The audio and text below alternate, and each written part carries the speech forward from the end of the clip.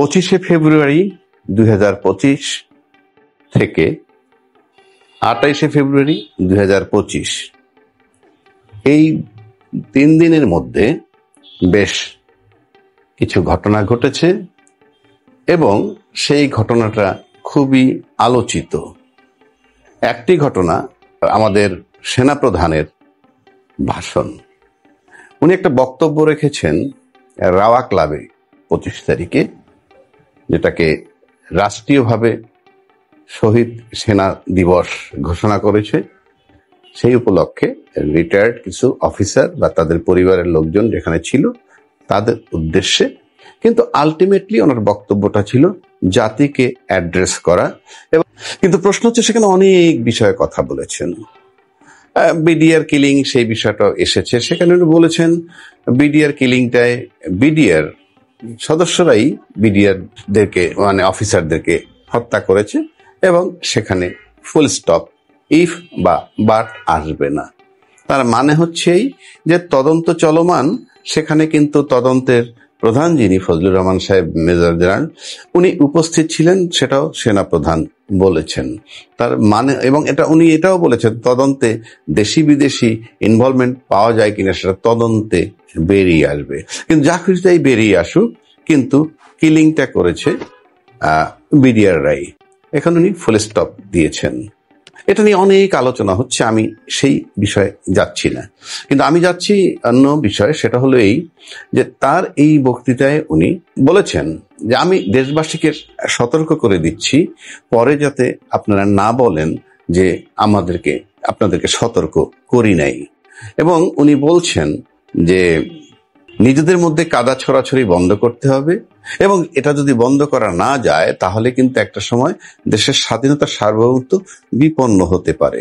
এবং উনি দুই জায়গায় আমি ভাষণটা শুনেছি, সেখানে আমাদের প্রধান উপদেষ্টাকে ডক্টর ইউনূস বলে অ্যাড্রেস করেছেন। আমি ঠিক জানি না করা যায় কিনা, এ ব্যাপারে আমাদের ব্রিগেডিয়ার সাখাওয়াত সাহেবকেও প্রশ্ন করা হয়েছিল।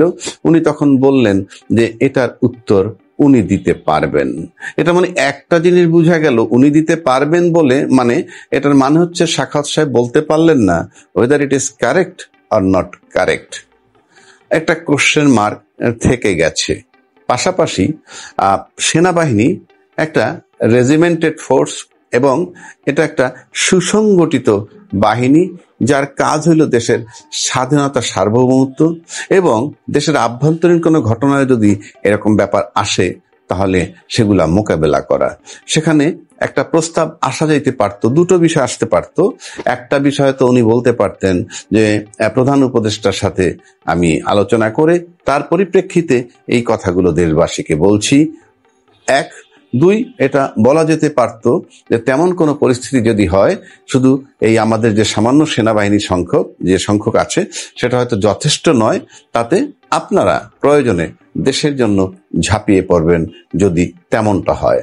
আর তৃতীয় একটা কোশ্চেন মার্ক হলো, এ সমস্ত কথাগুলো আসতেছে শেখ হাসিনা পতনের 7 মাস পরে, অর্থাৎ শেখ হাসিনাকে পতন করেছে এই দেশের ছাত্র জনতা সবাই মিলে।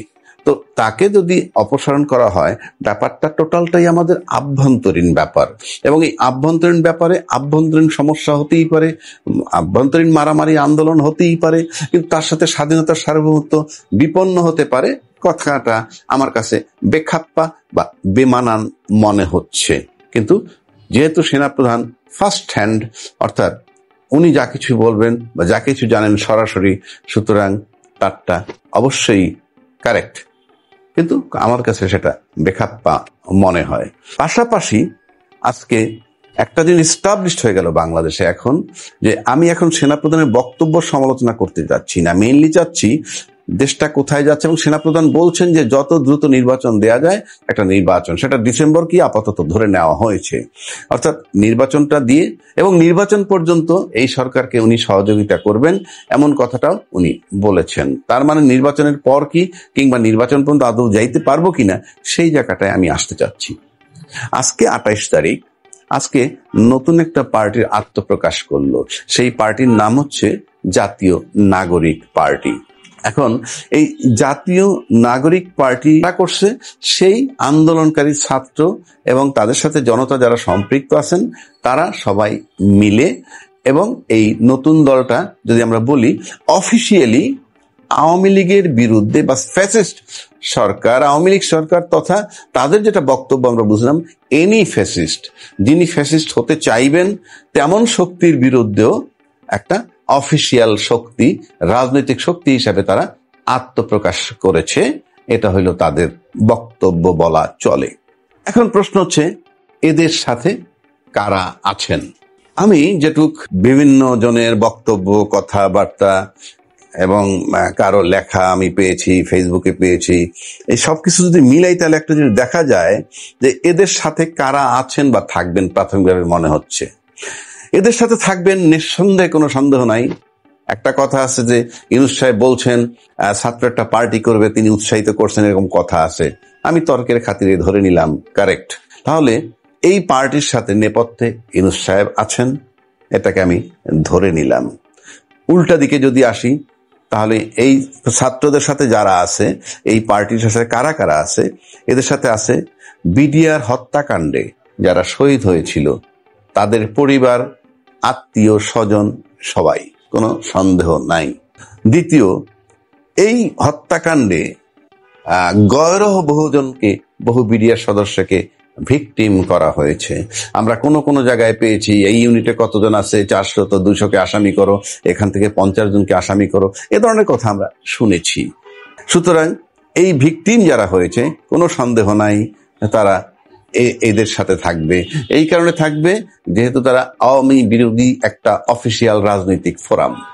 এর সাথে আরো থাকবেন বিডিআর হত্যার পর যে সমস্ত লোক সেনাকুঞ্জে যারা প্রতিবাদ করেছিল পিএম সাবেক প্রধানমন্ত্রীর প্রেজেন্সে, তাদের থেকে যারা চাকরিচ্যুত হয়েছে তারা, তাদের পরিবার, আত্মীয় স্বজন, কোনো সন্দেহ নাই থাকবে।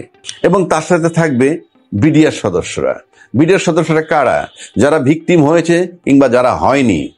এখন বলতে পারেন কিভাবে তারা থাকবে? মোরাল সাপোর্ট থাকবেই, বিকজ তাদের চোখের সামনে সমস্ত ঘটনা।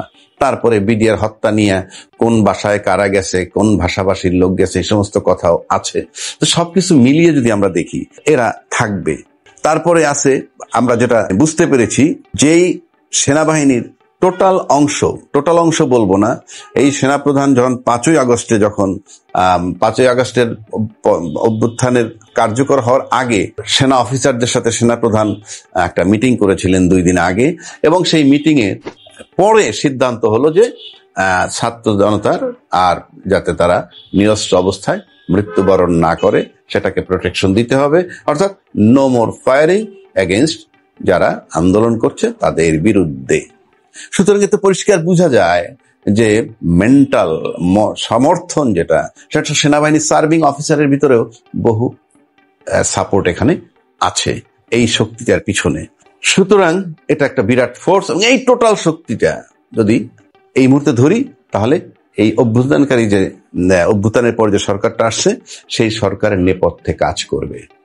এবং যেহেতু প্রশাসন এই সরকারকে কোঅপারেট করতেছে না, সুতরাং সরকারও এটার উপরে নির্ভর করবে, এতে কোনো সন্দেহ নাই। এখন হলো এই নতুন দলের বিরুদ্ধে আবার কারা আছেন সেটার একটা ভাগ করা দরকার, এবং তাদেরকে চেনার উপায় বাই কি, তাদের বক্তব্য, আলোচনা নানান সময় আমরা যেটা শুনেছি সেখান থেকে পেয়েছি, সেটা কি তাদের চিহ্নিত করার উপায় যারা এই অফিসিয়াল এই দলটার বিরোধী থাকবে। প্রথমত আপনি বলা যাচ্ছে যে শেখ হাসিনার তৈরি করা 15-16 বছরের আমলাতন্ত্র এটার বিরুদ্ধে থাকবে। এরপরে আসবে পুলিশ প্রশাসন বা অন্যান্য প্রশাসন যারা মাঠে আইন শৃঙ্খলা নিয়ন্ত্রণ করে কিংবা প্রয়োজনে নিয়ন্ত্রণ করতে আসে বা ডাকা হয়, তাদের ভিতরে একটা অংশ, প্লাস যারা সিরিয়াসলি বেনিফিটেড ফিনান্সিয়ালি এবং অন্যভাবে, তার পাশাপাশি সিস্টেমের ভিতর থেকে, এই সিস্টেমে যারা আছে, এই সিস্টেমটার ভিতরে তাদের যে সুবিধাভোগী শ্রেণী, তারাও নিঃসন্দেহে এদের বিরুদ্ধে কাজ করবে। আর একটা ব্যাপার, যে আওয়ামী লীগ সরকার পতন হওয়ার পর তার যে দোসর হিসাবে রাষ্ট্রপতি থেকে গেল, সেই রাষ্ট্রপতিকে অপসারণ করতে গিয়ে যে সমস্ত রাজনৈতিক শক্তির কোঅপারেশন ছাত্ররা পায়নি এবং না পাওয়ার কারণে ফ্যাসিস্ট হাসিনার একটা রাষ্ট্রপতিকে অপসারণ করতে পারেনি, সেই রাজনৈতিক শক্তিগুলাও কেউ এই নতুন দলটা তাদের বিরুদ্ধের শক্তি মনে করে, এতে কোনো সন্দেহ নাই। তাহলে এখন দেখা গেল যে একটা ফোর্স আওয়ামী লীগ বিরোধী, অর্থাৎ আমি বলছি নতুন ছাত্র তার সাথে যারা আছে তারা একটা ফোর্স যে রাজনৈতিক দলটার সাথে আছে, প্লাস এদের বিরোধিতা করি যারা তারা একটা ফোর্স, তারাও একটা ফোর্স। একটা বড় রাজনৈতিক দলও এখানে রাষ্ট্রপতিকে অপসারণ করার ব্যাপারে নন কোঅপারেট করেছে, সেটাও তারা আছে এই বিরোধী শক্তি হিসাবে। প্লাস সেনাবাহিনী, তাদের একটা বিরাট রোল আছে, তারা একটা রেজিমেন্টেড ফোর্স এবং সুসংগঠিত একটা শক্তি। এবং ইতিমধ্যে সেনা প্রধানের বক্তব্যে মনে হয়েছে যে উনি একটা আলাদা শক্তি হিসাবে দেশবাসীকে সতর্ক করেছেন। তো এখন সামনে যে নির্বাচনটা আসবে, সেই নির্বাচন নিয়ে নানান প্রশ্ন দেখা দিবে। কেন নির্বাচনে কারা, কেউ চায় স্থানীয় নির্বাচন আগে, কোনো একটা অংশ চাচ্ছে যে সংসদ নির্বাচন আগে। তাহলে এই তিনটা যে শক্তি আমি বললাম, সেনা বাহিনী একটা শক্তি, নতুন দল মানে ইউনূস সাহেবের পক্ষে নতুন দল এবং অন্যান্য যারা আছে তারা একটা শক্তি, এবং বিএনপির মতো একটা বড় রাজনৈতিক দল, তাদের একটা বিরাট শক্তি, এবং এই তিনটা শক্তির খেলা দৃশ্যমান আমাদের সামনে। সুতরাং আমি মনে করি যে এই তিনটা শক্তির একটা সমন্বয় এই মুহূর্তে খুবই জরুরি। সেনাবাহিনী প্রধান বলছেন যে কিভাবে থেকে পরিত্রাণ পেতে পারি আমরা, এমন একটা কথাও আসছে। তা আমি ব্যক্তিগতভাবে এই পরিত্রাণের এই একটা পদ্ধতি আমি উপস্থাপন করছি। নতুন দল যারা হয়েছে এবং তাদের সাথে যারা সম্পৃক্ত, যাদের কথা বললাম, এবং তারা নিঃসন্দেহে ইউনূস সাহেবের পক্ষে আছেন এই মুহূর্তে। উল্টাভাবে যদি বলি যে ইউনূস সাহেবের মানে সমর্থন আছে, ধরে নিলাম তর্কের খাতিরে, আর সেটা না ধরে পুরা বিপ্লবী সরকারটার নেতৃত্ব এই মুহূর্ত পর্যন্ত ইউনূস সাহেব আছেন, এবং তাদের সাথে যে শক্তিটা আছে একটা বড় শক্তি তারা, এবং বিএনপি একটা বিরাট বড় দল এই মুহূর্তে, অন্যতম শক্তিশালী রাজনৈতিক দল। এবং সেনা প্রধানের বক্তব্য থেকে সেনা বাহিনী ও একটা রেজিমেন্টের আলাদা একটা শক্তি, যেটা সার্বভৌমত্বের জন্য দরকার প্রতীক বাংলাদেশের, এবং এটা বাংলাদেশের স্বাধীনতা সার্বভৌমত্ব যে হুমকি কথা বলেছেন, যদি এমন হয় সেটার জন্য তারা রক্ষক। এই সব কিছু নেই, এই তিনটা শক্তির সমন্বয় এখন খুবই জরুরি, এবং সেটা সমঝোতা করে দেশটাকে রক্ষা করতে হবে। এবং তাহলেই সম্ভব একটা সুন্দর, অবাধ, সুষ্ঠু, ইনক্লুসিভ নির্বাচন করার। তা না হলে এই তিনটা শক্তি যদি প্যারালালি, তিনটা শক্তি যদি সহ অবস্থান করতে থাকে এবং সামনের দিকে এগুতে থাকে, কোনো সন্দেহ নাই বিরাট সংকট, বিরাট সংঘাত এবং বিরাট রাজনৈতিক বিপর্যয়